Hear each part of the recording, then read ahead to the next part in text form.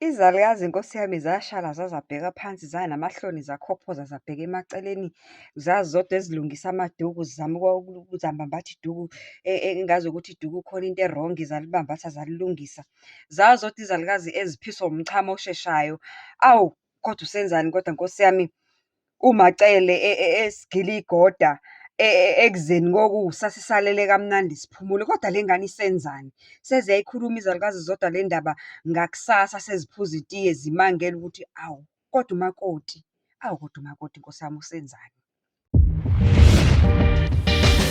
Hello, sanibonani, Dumelang, igama uZandi, isibongo umfeka umalwandle lo, lwandle kalwela lwezibhekane zona esihambela le kude phezulu.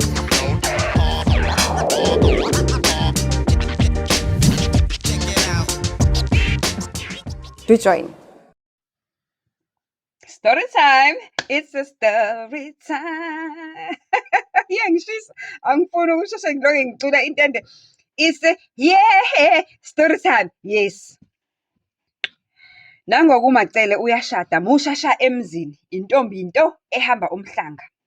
uMacele wayena 22 years vo nje eshada nomyeni wakhe uJongikhaya. uJongikhaya-ke kwakuyinsizwa yale e-Eastern Cape eyayifike-ke eOlundi ngokomsebenzi. So yafika-ke le nsizwa Olundi ngokomsebenzi, yafike yathanda isiko lakaZulu ukuthi amantombazane ayathathwa ayiswe emhlangeni ayohlolwa, kangangokuthi waze wagcina enelukuluku lokufuna ukuyobona ukuthi kahle kahle emhlangeni kwenziwani. Wafisa nokuqonda ukuthi amantombazane ahamba umkhosi womhlanga amantombazane anjani, aziphethe kanjani, nokuthi kungani futhi ehamba umkhosi womhlanga. Hhayi-ke uJongikhaya kwakuyinsizwa eyayifundile kakhulu. Wayefundile uJongikhaya ngoba nje, bheka nje uJongikhaya wayeneziqu ze-masters kwi-biomedical sciences ezithole enyuvesi yakhona KwaZulu Natali. Ngokunjalo njengoba nomsebenzi agcine uthole khona KwaZulu Natali phela kolumahlikihliki uLundi. Okay, so uJongikhaya waba ne-interest ey'ntweni zesintu zakaZulu.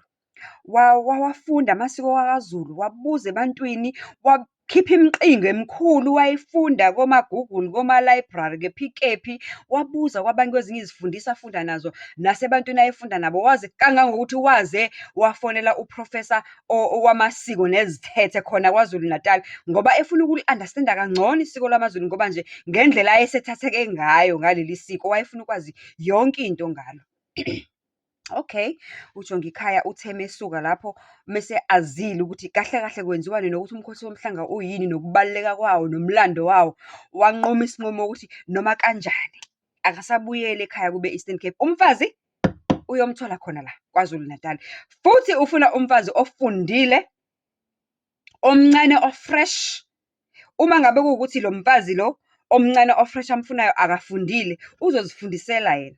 Kodwa uma ngabe efundile, njengoba efuna umfazi ofunde njengaye, sekuyoba i-bonus on top. Kodwa into ayengagudluki kuyona emabhokisini okwakufanele umfazi wakhe awakhorekide, kwakuwukuthi noma ikanjani kumele kube umfazi ohamba umhlanga, umkhosi womhlanga. Kumele kube umfazi futhi omuhle, ophuma ekhayeni elizothile nelihlonishwayo endaweni.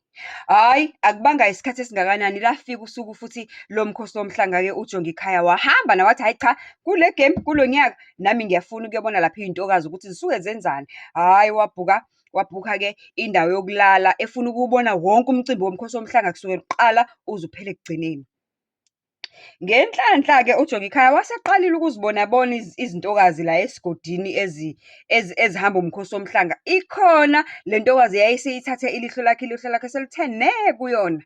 Incane le ntokazi, isafunda isikole, isafunda u-matric, kodwa uzitshelile ukuthi uzoyilinda. Wayengakaze akhulume-ke nayo, wayilinda intombazane. Yangena enyuvesi, yafunda unyaka wokuqala. Ithe mayibuya emaholidini onyakeni wokuqala, hhayi wazibika, wathi hhayi ntokazi, aseyangehlula, ngiyasha, ngishiselwa luthando lakho, ndiyasha ntombi, uthando liyangishisa, liyangibeletha, liyangiqenqetha, liyandijuqa. Angazi ukuthi amaXhosa ashela kanjani, kodwa I'm just assuming ukuthi uJongikhaya wayeshela kanjalo naye. Azibike kuJongikhaya, makaqeda ukuzibika, hhayi imlahle intombi, hhayi imphike impela. Hhayi mina ngisemncane, ngisafunda isikole. Athi hhayi ungancami, Ungaxhalabi wena ntombi yakuthi, ndiza kulinda. Andinangxaki yakukulinda mna, andinangxaki. Qha iyona nto emqoka into yokuthi intliziyo yam iyakulangazelela. Ndifuna ukuba uyoba ngumfazi phaa kulela khaya ndiphuma kulo. Ndifuna mhla ndingena ekhaya kulilizwe loomama kubonakale ukuba ndikhethe kakuhle e-KZN. Ndathatha intombi eyintombi nto, ethi xa inyathela ngesizotha kuthi nto nto nto. That was uJongikhaya. Hayi ke amlinde aqede uNosipho isikole wakacele. Uma kaqeda uNosipho isikole wakacele, hawu uJongikhaya wathi nje nge-graduation yakhe uNosipho kwathi nje kuthiwa hawu congratulations. Kwabe kungena iy'nkomo on the same day party ye-graduation. Kuyi-surprise engashongo nanokusho ukuthi uzolobola uJongikhaya. Kodwa-ke sesizothini-ke abazali bajabula bamukela ngoba phela impilo yomntwana iya-progress. Lafika usuku olukhulu-ke ngoku izalukazi zihambisa uNosipho le kwelase-Eastern Cape eXhoseni. Zalilizela ahamba amabhasi, uboyigcina le ntandane. Ashushula izinqola ayofika. Ihamba noNosipho nezalukazi ezazofike zimshiye ekhayeni lakhe elisha nomakotshana wakhe. Ingxaki yaqala-ke ngalobuya busuku bokuqala uma uNosipho ewumakoti wakwaXhosa. Usewutshisiwe notshiki, wathwala iduku, wathiwa negama uNosipho, kwathiwa hhayi akuseseyena uNosipho-ke lo. Sekuthiwa-ke manje uSiphiwe Sekhaya. Sebemshintshe negama. Uyazi-ke emaXhoseni ukuthi uma ushadela khona ufike ushintshe igama, uphiwe igama elisha. Akuseyena uNosipho, uNosiphiwe Sekhaya ngoku. Hhayi kuNosiphiwe-ke ngokuthi Nosiphiwe wagodisa. Lafika-ke ixesha lokuba bahambe bongena egumbini kaloku. Xa bangena egumbini, uNosiphiwe uyibona okokuqala ngqa itoto empilweni yakhe. Khumbula kaloku ukuba uNosiphiwe uhamba umhlanga, zange ayibone itoto. Uyiva ngendaba naleya kwi-biology yayidwetshwa esikoleni, yayimohlula nokuyidweba. Azange ayibone enyama yobuqu ukuba yiyo le. Hhayi, uma sebelala-ke ntombi ikhaphuli yethu entsha yaxakana nento. Nangu uJongikhaya ubhizi phezu kwengane, ufuna ukuqhekeza lobu ntombi, akade abulinda nabulangazelela. Ayihayizanga ingane. Hayi, nange ngigwaza ngomkhonto, hayi, nange ngigwaza ngomkhonto, hayi, nange ngigwaza ngomkhonto. Heyi, kwavuka wonke umuntu ebaleni, kwagijima izalukazi zazobheka, kwavuka umamezala, kwavuka bonke abantu. Hayi bo Jongikhaya, umntana abantu umgwaza ngomkhonto, wenzeni umntana abantu? Into embi kangaka Nkosi yami, hawu gender based violence, hawu i-GBV ayifuneki, hawu uzoboshwa Jongikhaya, umgwazelani umntana wabantu ngomkhonto? Oh, uJongikhaya azange athethe indaba ey'ningi. Wavele waphuma nje wama phambi komnyango enqunu uJongikhaya enjalo, nento yakhe imile mpo ithe. Wathi ngumkhonto lo, ngithi ngumkhonto lo.